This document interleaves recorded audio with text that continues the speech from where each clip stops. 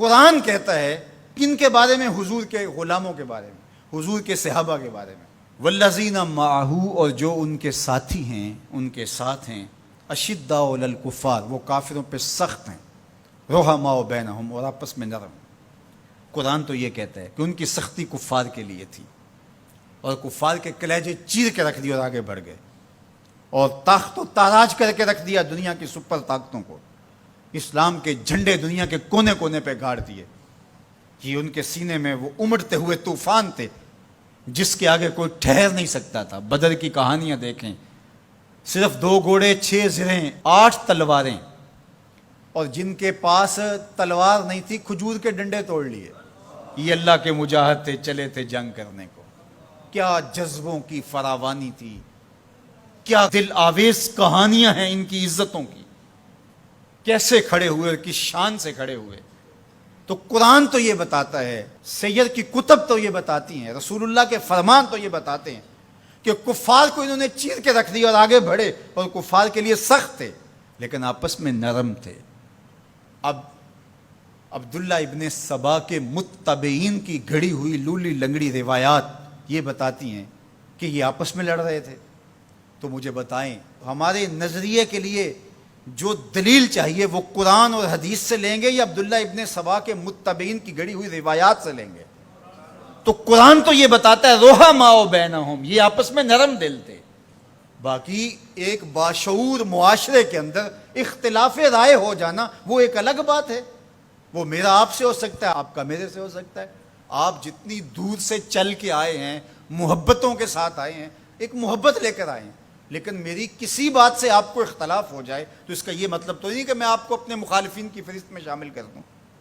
تو یہ تو کوئی بات نہیں ہے۔ اہل رائے کے درمیان رائے کا اختلاف، باشعور لوگوں کے درمیان کسی چیز کا اختلاف، یہ امر آخر ہے۔ اختلاف آخر اور چیز ہے، مخالفت اور چیز ہے، رائے کا اختلاف اور چیز ہے، حسد بغض کینہ اور چیز ہے۔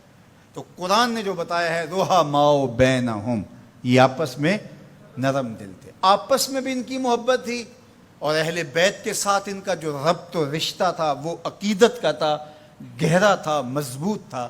یہ آپس میں ہر وقت جو تاریخی کہانیاں بتاتی ہیں کہ دستوں گریباں رہتے تھے، ایسا قطعاً نہیں ہے، بلکہ ان کی پیار کی کہانیاں ہیں۔ مسجد سے باہر نکلتے ہیں جناب ابو بکر رضی اللہ تعالیٰ عنہ اور مولا کائنات سیدنا علی المرتضیٰ رضی اللہ تعالیٰ عنہ، آگے امام حسن کھیل رہے ہیں، بچے تھے، تو حضرت ابو بکر اٹھا کے کندھوں پہ بٹھا لیتے ہیں، اللہ اکبر، کندھوں پہ بٹھا لیتے ہیں، اور حضرت علی سے مخاطب وہ کہتے ہیں یہ تیرے جیسا تو نہیں، یہ تو حضور جیسا ہے، اس کی شکل تو حضور سے ملتی ہے۔ تو مولا علی آگے سے مسکرا رہے ہو، کہتے ہیں یہ شبیہ رسول ہے، علی یہ تیری شبیہ نہیں، یہ رسول اللہ کی شبیہ ہے۔ تو یہ محبت کی کہانیاں نہیں تو اور کیا ہیں؟ یہ الفت کا جہاں آباد نہیں ہے تو اور کیا ہے؟ ان کے دلوں کے اندر جو ایک دوسرے کے لیے محبتیں۔ ریاض النظرہ فی مناقب اشرا مبشرہ میں یہ واقعہ لکھا ہے، حضرت سیدنا علی المرتضیٰ رضی اللہ تعالیٰ عنہ فرماتے ہیں حضرت عمر کا دور خلافت تھا، میں رات کو سویا تو خواب دیکھتا ہوں۔ خواب میں کیا دیکھا کہ مصلی پہ کھڑے ہیں مسجد نبوی میں حضور اور نماز پڑھا رہے ہیں۔ تو کہتے ہیں حضور نے 2 مخصوص صورتیں پڑھی، پھر حضور نے سلام پھیرا، تو سلام جب حضور پھیرتے تھے تو بہت جلد رخ پلٹ کے صحابہ کی طرف کر لیتے تھے۔ حضور جانتے تھے صحابہ میری زیارت کے لیے ترس گئے ہوں گے، چونکہ اتنے لمحے بھی کب گزرتے تھے۔ تو حضرت علی فرماتے میں نے خواب میں دیکھا کہ کوئی خاتون باکورہ لے کے کھجوروں کی شکل میں حضور کی خدمت میں حاضر ہو گئی۔ اب جو جتنے بھی نمازی تھے حضور نے ان کو بانٹنا شروع کر دیا، ایک ایک کھجور حضور نے سب کو عطا کی۔ تو کہتے ہیں کہ حضور نے مجھے بھی ایک کھجور عطا کی، جب میں نے اس کو کھایا تو اتنی لذیذ تھی کہ زندگی میں اتنا مزہ کبھی کھجور کا آیا نہیں تھا۔ حضور نے مجھے ایک دی، باقیوں کو بھی ایک ایک عطا کی۔ میرے دل میں تھا کہ حضور سے عرض کروں حضور مجھے ایک اور عطا کر دے، لیکن ادب حیا مانے رہا، میں آرزو رکھنے کے باوجود دوسری کھجور مانگ نہیں سکا۔ اسی اثناء میں میری آنکھ کھل گئی، آنکھ کھلی تو کھجور کا ذائقہ میرے منہ میں موجود تھا۔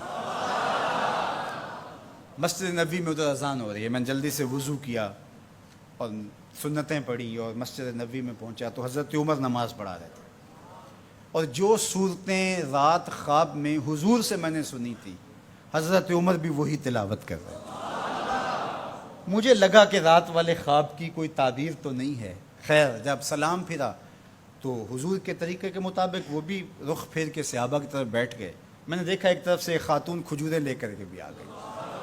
اب مجھے پکا ہو گیا کہ خواب کی تعبیر ہی میں لے. خیر حضرت عمر بانٹنے لگے تو مجھے بھی کھجور دی. میں نے وہ کھائی تو واقعی وہ بہت لذیذ تھی. حضور سے تو مانگ نہیں سکا تھا, ادب حیا مانے رہا تھا, لیکن جناب عمر سے تو دوستانہ تھا. ان سے میں نے بے تکلف کہہ دیا, عمر ایک کھجور سے کام نہیں چلے گا, مجھے ایک اور دو.